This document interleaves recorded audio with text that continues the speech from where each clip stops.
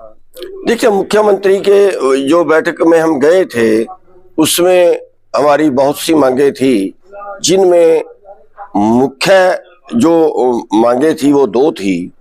एक तो ये थी कि जो नया मसौदा लाए हैं ये मंडी का, कि मंडी प्राइवेट जगह को भी मंडी मानेंगे, उसके हम बहुत विरुद्ध हैं और उसका सरकार को हम बताने गए थे कि इसको आप बंद करें। तो उसमें सरकार ने ये कहा है कि आप अभी 10 तारीख तक का टाइम उसमें बढ़ा दिया है अपने सुझाव भेजने का, कि केंद्र सरकार को उसका सुझाव भेजें, वो हम भी प्रयास करेंगे।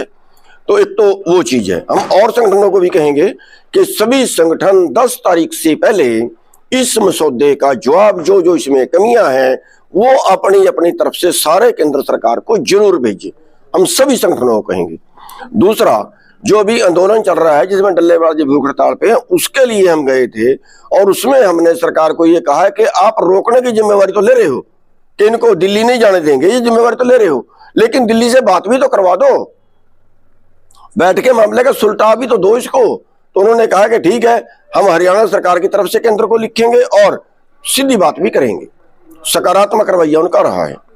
और एक जो है गन्ने का भाव 450 रुपये किया जाए, जो हरियाणा में एमएसपी की उन्होंने बात की है, इसको विधानसभा में पास कर दें, लेकिन उन्होंने कहा कैबिनेट में कर दिया, वो भी कानूनी माना जाता है।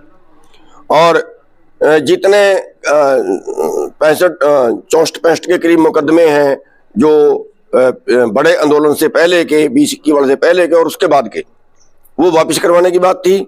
और किसान क्रेडिट कार्ड और लोन, इस पे अगर लोन वाला किसान मर जाता है तो आगे उसके परिवार को भरना पड़ता है, तो इसका हमने कहा कि बीमा करवा दो ताकि अगले परिवार को ना भरना पड़े, वो भी उन्होंने मान ली है।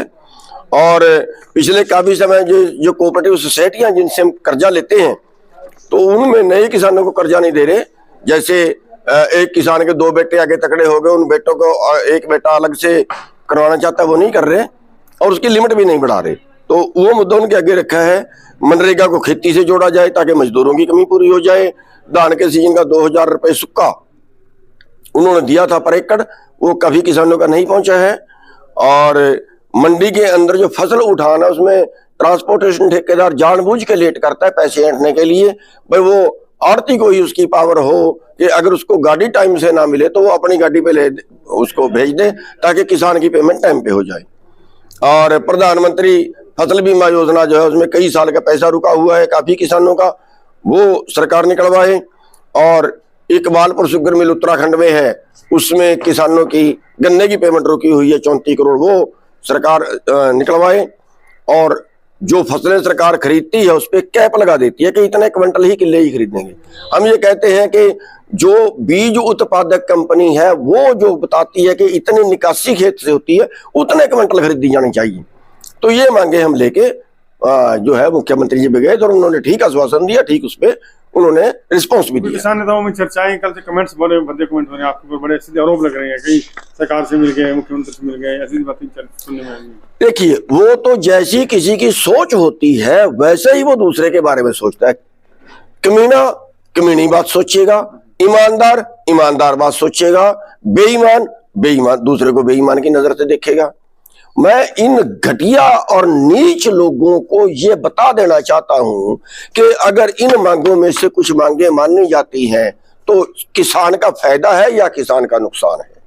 और ये वो लोग हैं जो घरों से नहीं निकलते, आप घर में बैठे हैं, इन पे एक भी मुकदमा दर्ज नहीं। मेरे पे तो आज भी 18-20 मुकदमे दर्ज आएंगे। जो कंजर ये बकवास काटते हैं, इन पे कितने कितने मुकदमे दर्ज बताएं।